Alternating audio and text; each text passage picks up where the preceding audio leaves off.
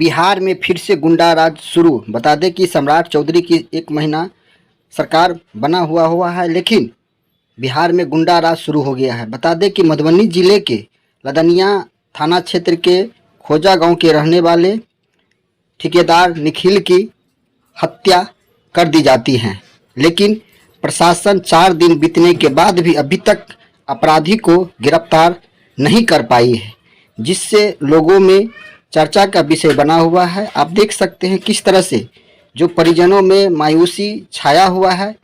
निखिल एक ठेकेदार के रूप में काम करते थे, इसी में दोस्त का पंचायत के दौरान उसी में उनकी हत्या कर दी जाती है, जिससे लोगों में काफ़ी आक्रोश देखने को मिल रहा है। अब देखिए किस तरह से जो मृतक के पिताजी और पुत्र, अब देखिए आगे हम दिखाएंगे आपको।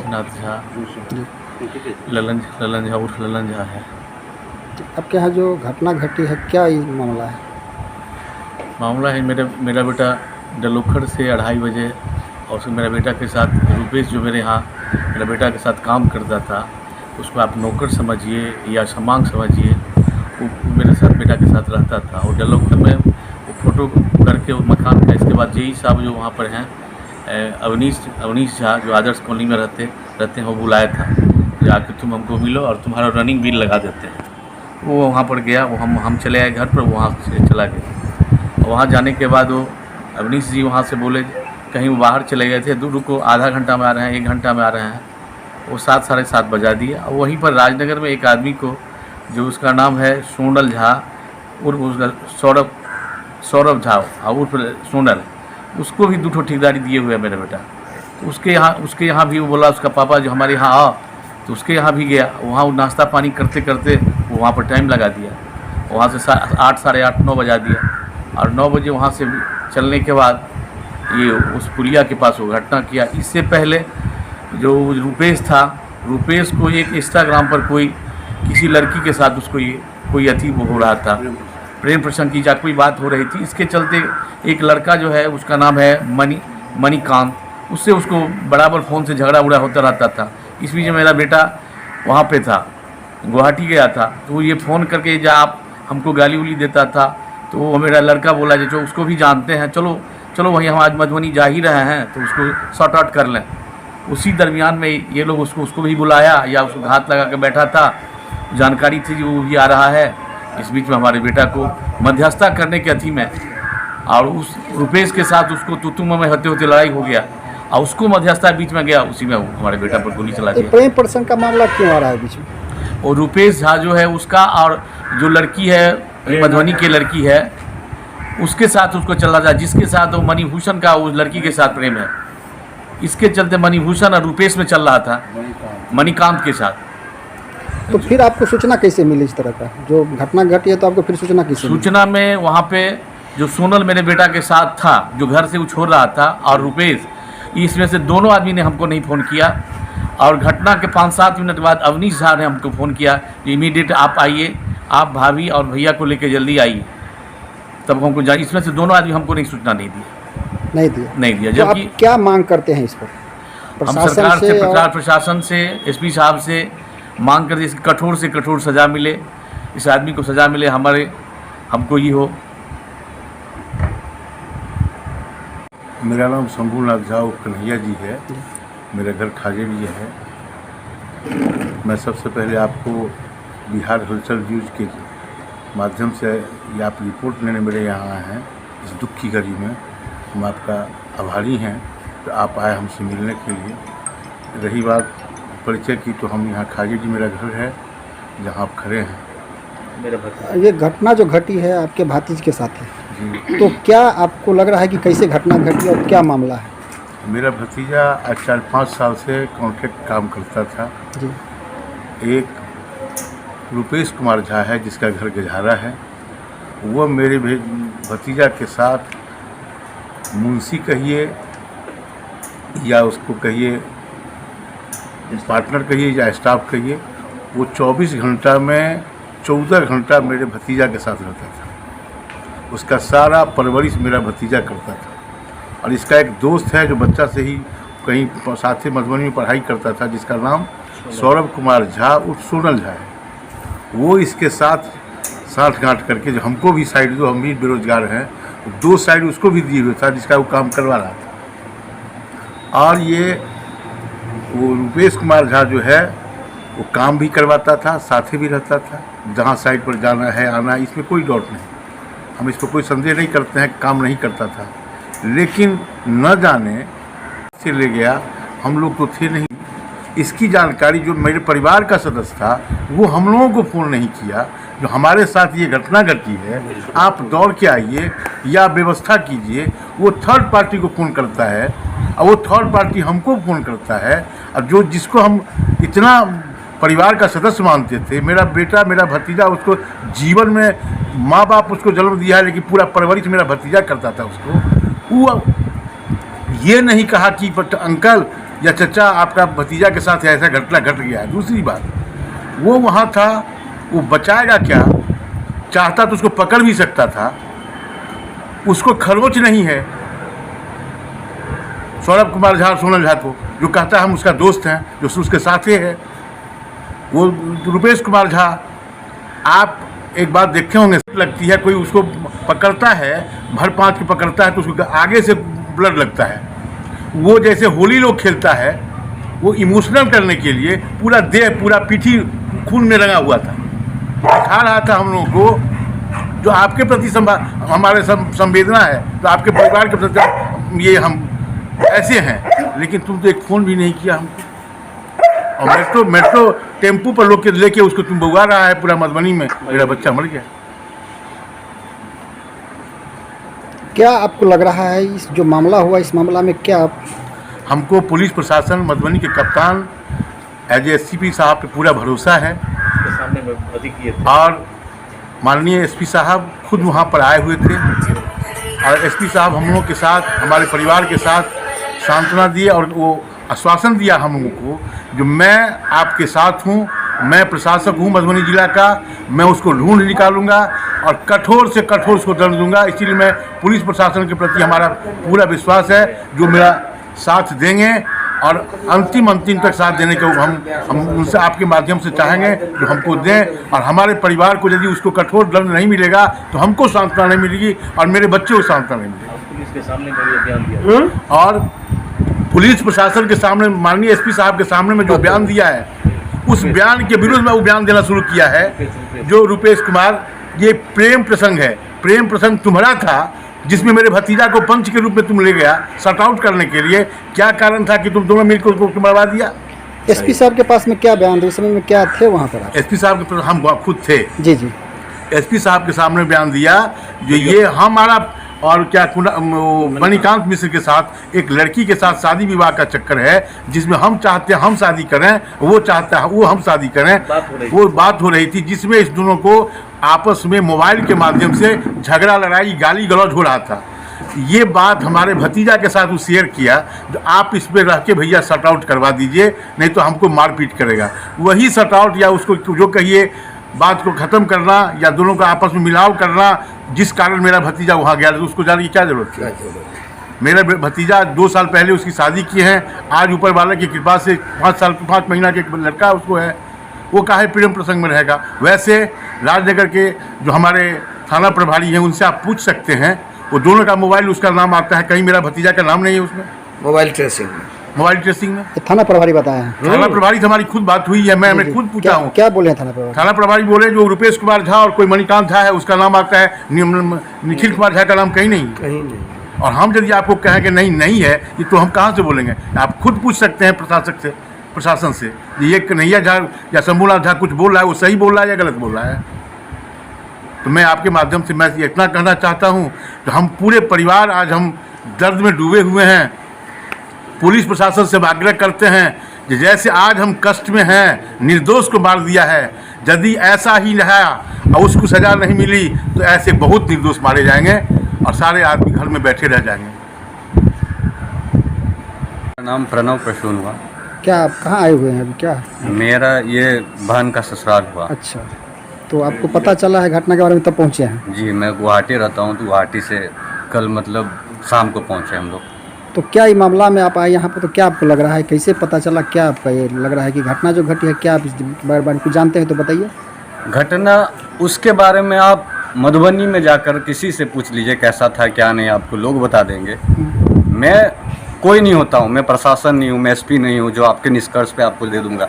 लेकिन मुझे एसपी साहब से और सारे प्रशासन से ये है कि, और पत्रकारिता से, कि बिना जाने बिना समझे सिर्फ चंद व्यूज़ के लिए आप एक वाहवाही के लिए प्रेम प्रसंग और बिना मामला की जांच के आप कुछ भी दे देते हैं। मैं सम्राट चौधरी जी से एक चीज़ पूछना चाहूँगा। आप 1 घंटे पहले आज सोशल मीडिया ट्विटर पे आप पोस्ट किए हैं कि मिथिला का मखाना दुबई के प्रिंस को मोदी जी ने दिया। बहुत अच्छी बात है, उस मिथिला के आप गौरवान्वित हो रहे हैं। उसी मिथिला का एक कर्मठ युवा, 23 साल का युवा, जो पूरी लगन से काम में अपना व्यस्त रहता था, उसकी निर्ममता से हत्या कर दी जाती है। क्यों? दोस्त के रंजिश में बीच बचाव में आने के लिए। यही गुंडा राज है। अगर बिहार में ये 8 महीने का जो 7 महीने के बच्चा को छोड़ के गया है, जो पापा तक नहीं कर पाया, वो कल के डेट में बड़ा होकर अगर सम्राट चौधरी से पूछता है मेरे पिता को क्यों मारा, तो क्या उत्तर दीजिएगा आप सम्राट जी? ये आप मुझे बताइए। क्या आप गुंडा राज मानते हैं? गुंडा राज है। दिन दहाड़े कोई किसी को गोली मार देगा? गोली चलाना किसी का जान लेने से पहले आदमी 100 बार सोचता है। एसपी एक बनता है, उसको इंटरव्यू में पूछा जाता है, वो क्वालिफाइड होता है तभी उसको एसपी बनाया जाता है। बंदूक किसके पास हमेशा रहता है, वो भी गुंडा बन सकता है दिन दहाड़े, तो 50 की हत्या कर सकता है। बिहार में गुंडा राज है तभी तो। और आप बिहार के बाहर जाके देखिए, हर कोई कहेगा बिहार में गुंडा राज है। वरना एक आप जो लड़के शामिल है उनका हुलिया देखिएगा, उनका इंस्टाग्राम अकाउंट देखिएगा। मैं सरकार से विनती करूंगा, नाम बजाबते लिख के रखते हैं शूटर बॉय। कहाँ से उनको ये हिम्मत मिली है ऐसा यूजर नेम डालने का, ऐसा आप मतलब प्रयास करने का? दिन दहाड़े आप कहीं से बंदूक ला के किसी की हत्या कर दीजिएगा, तो वैसे में तो कल के डेट में ऐसा गुंडा राज आ जाएगा, सम्राट जी खुद सुरक्षित नहीं रहेंगे। तो अब इस घटना में क्या मांग करते हैं? इस घटना में हम यही मांग करते हैं कि प्रशासन अगर चाह ले तो 1 घंटे के अंदर आरोपी ला सकता है, चाहे वो नेपाल चला जाए, बांग्लादेश चला जाए, म्यांमार चला जाए। तो आप 1 घंटा की बात कर रहे हैं, 24 घंटा से ऊपर 24 घंटा से ऊपर हो गया तो है। क्या आप 2 दिन ले लीजिए, नहीं होता है तो इसके मतलब आप उस पौधा के लिए लायक नहीं है, और आपके जो कप्तान या कोच है वो भी लायक नहीं है। और नहीं होता है तो आप सरेंडर कर दीजिए, मैं आपको 1 महीने के अंदर आरोपी ला कर दूंगा। मैं, अगर आप मुझे वो पावर दीजिएगा, मैं ला कर दूंगा, चाहे वो नेपाल भागा हो या बांग्लादेश भागा हो। प्रशासन चाह ले तो कोई बड़ी बात नहीं, आरोपी को पकड़ना चाह होनी पड़ेगी। अगर आप सीट पे बैठे बैठे अंडर द टेबल पैसों का लेन देन कीजिएगा और वो भ्रष्टाचार कीजिएगा तो कभी कुछ नहीं। आज मेरे बहनोई को मारा है, कल किसी और के बहनोई को मार देगा। माने कोई सुरक्षित नहीं है? कोई सुरक्षित नहीं है। अभी मैं आपके साथ सामने बयान दे रहा हूँ, शाम तक मुझे भी गोली मार दिया जा सकता है। उच्च विद्यालय रैयाम हाई स्कूल के प्रधानाध्यापक के पद से 2005 में रिटायर कर गए। उसके बाद हम अपने घर पर रह करके बाल बच्चों के साथ जीवन यापन कर रहे थे, जिसमें ये लड़का जो निखिल कुमार था वो हमारी देख रेख हमेशा वही करता था। जब कभी भी बीमार पड़े दवा लाने का, देखने का सारा काम वही करता था। अब वो अपना काम करता था, शाम में आकर के फिर पूछता था कि बाबूजी अब ठीक है ना, कुछ ज़रूरत है कि नहीं। अब वो चला गया है दुनिया से, उसको लोग कैसे न कैसे उसको हत्या कर दिया। अब हमको एक ही बात कहनी है कि उसका जो है सो इसका वो उचित न्याय मिले, और हम लोगों की दशा दुर्दशा को देख करके एक सरकार की ओर से, प्रशासन की ओर से उचित कार्रवाई हो, और उसके बाद उसकी उचित कार्रवाई के बाद जो आदमी इसमें अपराधी है उसको कड़ी से कड़ी सज़ा मिले, यही हम आग्रह करेंगे। राजेश कुमार ठाकुर मेरा नाम हुआ जी। और सहारघाट थाना इसी मधुबनी जिले के हम वासी हैं। पतार मेरा घर हुआ, तरैया पंचायत। फिर यहाँ पर आप? यहाँ हमारी अपनी भतीजी की हम शादी। इस घटना के रोज से हम यही हैं, बहुत दुखित, बहुत दुखित। इतना दुख हो रहा है कि हम क्या कहें। तो सर जैसे लोग थे हमारे दामाद, वैसे लोग कम होते हैं, बहुत भावुक थे, बहुत लोगों की सेवा करते थे, बहुत चीज़ लोगों को देते थे। उसी क्रम में इसी भावुकता से उनकी जान चली गई। वो 2-4-5 साल से ठेकेदारी कर रहे थे, ठेकेदारी में अच्छा काज करते थे। वहीं जेई साहब के यहाँ गए, जेई साहब के यहाँ लेट हुआ। लेट में ही इनके साथ जो एक रुपेश कुमार गजहारा का है, वो बहुत दिन से इनके साथ काम कर रहा था, रहता था, और उसी के आपसी रंजिश को सुलझाने के लिए आपस में दोनों आदमी जो ये रुपेश कुमार है सो और एक और मणिकांत झा जी हैं, दोनों आदमी आपसी झंझट था किसी लड़की वगैरह को लेके, उसी को सुलझाने के लिए हमारे दामाद गुवाहाटी गए थे। हमारे भैया का वहाँ अपना आवास है, वहीं गए थे, तो हमारी भतीजी नाती सब वहीं था। और इनको वो रुपेश कुमार बजा लिया कि भैया हमको गाली गलौज करता है, मारपीट करता है, इसको थोड़ा सा सुलझा दीजिए। और उस दिन भी हत्या के दिन जेई साहब के यहाँ से जब चला तो वो रुपेश कुमार इनके साथ था। लेकिन ये लोग क्या साजिश रच करके, जो आदमी पंचायती में जाएगा सर उसके गला में गोली मारा जाएगा। और इतनी बात के बाद मैं प्रशासन महोदय से इतना कहना चाहता हूँ कि अरेस्ट करिए, सजा दीजिए करी, लेकिन बिहार को सुधारना है तो निश्चित रूप से यहाँ एनकाउंटर व्यवस्था चलाइए। सजा उजा से अपराधी नहीं सुधरने वाला है, एनकाउंटर कीजिए, अपने सुधर जाएगा बिहार। आपको सर इस सारी जानकारी कैसे मिली जो आपने अभी आरोप लगाए हैं सब पर? जी जी, तो ये सारी जानकारी आपको कैसे मिली सब? हमको सारी जानकारी जब यह घटना घटी ना तो हम आ गए रात में यहाँ, जिस रात की घटना है वही उसी रात आ गए। और उसके बाद जो उस रुपेश कुमार यहाँ था, सारे लोग एसपी साहब के यहाँ जो बयान दिए वो जो हमको सुनने का मौका मिला, तो इस सब से हमको लगा कि यह आदमी उनको साजिश के तहत एसपी के पास में रुपेश कुमार ने बयान दिया। उस समय में आप वहाँ थे? हम वहाँ थे जी जी। उस समय में बयान दिया कि हमारा वो एक लड़की से है प्रेम, जो मणिकांत को भी है, अब हम चाहते हैं शादी करें, वो चाहता है, और इस बीच बिचाव के लिए हम निखिल जी को रखे हुए हैं। तो वो पंचायती के ख्याल से वहाँ आखिर गोली क्यों चला दी? गोली चला दिया तो उसको दोनों के साथ जो रंजिश था, तो ये बीच बिचाव में हम तो थे नहीं वहाँ, बीच बिचाव में कुछ कहे होंगे। एसपी के पास में तो कुछ बयान दिए होंगे ना, किस आधार से गोली चला दिया? वो तो कहा, वो तो रुपेश कहा उस समय में कि हमको मारने लगा, जिसको मारने के क्रम में निखिल झा जी कहे कि नहीं मारो इसको, बैठ के जब हम लोग आए हैं तो बैठ के मैंने इसका निष्पादन कर लो, उसी क्रम में वो गोली चला दिया। वो इतना ही बताता है, लेकिन उसकी साजिश इसलिए पता लगती है सर कि वहाँ से उसका मोबाइल गायब हो गया। मोबाइल हम लोग खोजवाए तो बहुत दूर जाके मोबाइल गायब हो गया, रुपेश कुमार का। जी। इसी सब की वजह समझ रहे हैं कि इसमें निश्चित रूप से साजिश के तहत उनको क्या कई पिस्टल मारा गया? हम गोली तो एक ही मारा है पिस्टल का, लेकिन वहाँ प्रशासन महोदय के द्वारा 3-4 गोली का खोखा उपलब्ध हुआ। मनीष चौधरी है और घर खाजरी पड़ता है, हम रहते हैं मधुबनी है। घटना घटी है सर, कौन लगेगा? ये हमारे जिसका भतीजा है क्या जी? तो मामला के बारे में क्या जानकारी है सर आपका, कुछ बता सकते हैं? ये 19 तारीख की घटना है। हमको हमारे भैया ने कॉल किया, उन्होंने बताया कि आप कहाँ हो? मैंने कहा मधुबनी में। तो बताया कि इमीडिएटली थोड़ा सदर अस्पताल जाइए, निखिल को गोली लग गई है। हम बहुत ही शॉक्ड हो गए, हम भी ऑफिस से आए थे। जैसे ही हम एकदम आनंद फानंद हॉस्पिटल पहुँचे तो मैंने देखा वहाँ पर कि पुलिस की गाड़ियाँ लगी हैं, और बाद में परिचय चला जो वो जेई साहब हैं अवनीश झा जी, वो वहाँ पर खड़े थे। मैंने उन्हीं लोगों से पूछा कि निखिल के साथ हैं क्या, निखिल हैं क्या यहाँ पर? तो बोला निखिल नहीं आए हैं, आ रहे हैं। तो मैंने बोला कहाँ हैं? तो आ रहे हैं पीछे। तो मैं जब वहाँ पर रुका वही सामने में, तब तो देखा कि एक ई रिक्शा जिसको बोलते हैं मयूरी, उस पर रुपेश और उनका दोस्त एक सौरभ झा सोनल, उसको बीच में रख के इमीडिएटली वो आया वहाँ पर, और हम और हमारे कुछ मित्र थे वहाँ पर, हम लोग अपने खुद से इमीडिएटली स्ट्रेचर पे उसको रखा। लेकिन हमको ऐसा लग रहा था कि जब हमने स्ट्रेचर लगा लहू लहान खून से लथपथ था वो बच्चा। सबसे पहले हमने रिसीव किया उस बच्चे को वहाँ पर, और इमरजेंसी वार्ड में जैसे ही ले गए, लेकिन डॉक्टर ने तुरंत कहा कि नहीं, ये मृत घोषित कर दिया, और कहा कि नहीं अब जान नहीं। उसके कुछ देर के बाद हमारे भैया लोग वहाँ पे पहुँचे, और सभी लोग वहाँ आने के बाद, और पुलिस के लोग भी वहाँ पर बाहर से पहले से खड़े थे, और कुछ ही समय में वहाँ पर हमारे पुलिस के कप्तान एसपी साहब भी वहाँ पहुँचे, और उन लोगों ने वहाँ पर बयान दिया।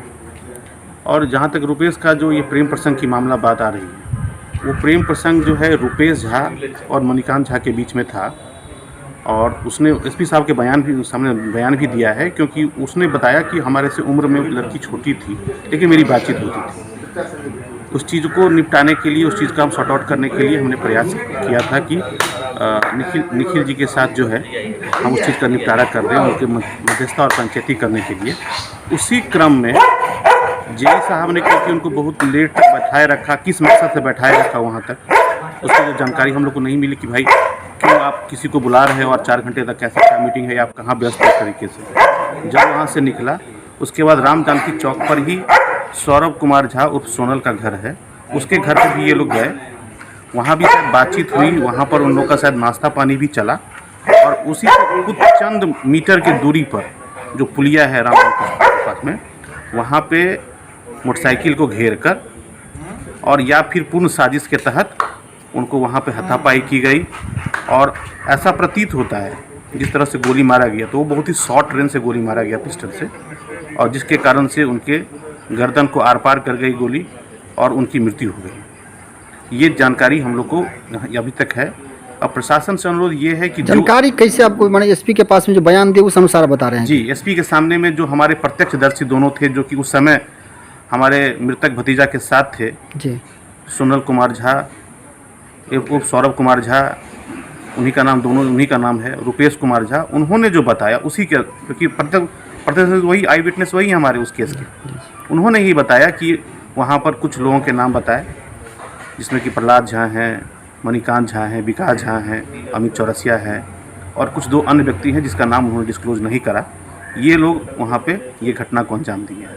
तो अब क्या मांग करते हैं प्रशासन से? प्रशासन से हम लोग का तो यही मांग है, क्योंकि जिस इस दुख के घड़ी में जिस तरह से हम लोग मर्माहत हैं और वो जो अपराधी है वो अभी भी गिरफ्त से बाहर है, उसको इमीडिएटली प्रशासन अपने उसको गिरफ्तार करे। स्पीडी ट्रायल के तहत जो कठोरतम कार्रवाई हो उसके ऊपर लगाया जाए। सबसे बड़ी बात है वो तो गिरफ्तार तो हो सही, आज 3 दिन होने को है, अभी तक वो गिरफ्त से बाहर है, वो घूम रहा है। ये बहुत ही, तो आप कैसे प्रशासन पर भरोसा कर रहे हैं? 3 दिन से ऊपर हो गया, फिर प्रशासन कैसे? हमारी कप्तान साहब से, बाकी एसएचओ से बात हो रही है, वो भरोसा जताए हैं कि काम उसके ऊपर चल रही है, लोग अपना काम कर रहे हैं। आप कुछ दिन का समय देखिए, सभी चीज़ों को निपटा दिया जाएगा या उसका सॉल्यूशन निकलेगा। नहीं सर, ये 3 दिन हो गया, या तो प्रशासन द्वारा खाना पूर्ति तो नहीं मान रहे हैं? नहीं, ऐसा हम अभी तक नहीं मान रहे हैं, क्योंकि जिस तरीके से हमारी पुलिस कप्तान साहब से बात हुई है, उन्होंने जो विश्वास दिलाया है उससे ऐसा नहीं लगता कि खाना पूर्ति हो रही है। उम्मीद करते कि बहुत जल्द ही इसका वो जितने सलाखों के पीछे जाएंगे और हमारे भतीजे को न्याय मिलेगा। बिहार के मुख्यमंत्री कह रहे हैं कि बिहार में सुशासन की सरकार है, फिर भी अपराधी क्यों इतना चरम पर है? सुशासन की सरकार है, लॉ एंड ऑर्डर की जहाँ तक बात है तो लोगों को तो सुधारना पड़ेगा। जिस तरह से अपराधी, मैंने कप्तान साहब से कहा, इस तरह से यदि अपराधी बेलगाम होकर अपने अंजाम को दे रहे हैं तो ये कहीं ना कहीं बहुत ही एक आपको असंतोष की स्थिति है। और ये लॉ एंड के लिए चुनौती भी है कि एक आदमी जो कि अभी टेंडर एज का आदमी है, जो अपराधी भी हैं वो बहुत बुजुर्ग और बहुत उम्र दराज नहीं है, सभी अंडर 30 के ही हैं। और इस तरह के लोग कहाँ से पिस्टल ला रहे हैं, अवैध हथियार कहाँ से आ रहा है, कौन मुहैया करा रहा है उनको, इसके पीछे कौन सरगना है? इस सब चीज़ों का तो आपको अन्वेषण खुद प्रशासन करना पड़ेगा। क्या ये प्रशासन के लिए चुनौती की सवाल है? प्रशासन के लिए इसका उद्भेदन करना तो चुनौती का सवाल है ही है। इस चीज़ का उद्भेदन किया जाए, जो सच्चाई है, कोई भी दोषी बचे नहीं, निर्दोष फंसे नहीं। आप हमारे चैनल को लाइक सब्सक्राइब जरूर करें और सभी प्लेटफार्म पर उपलब्ध है। सिर्फ बिहार हलचल न्यूज़, जन जन की आवाज़।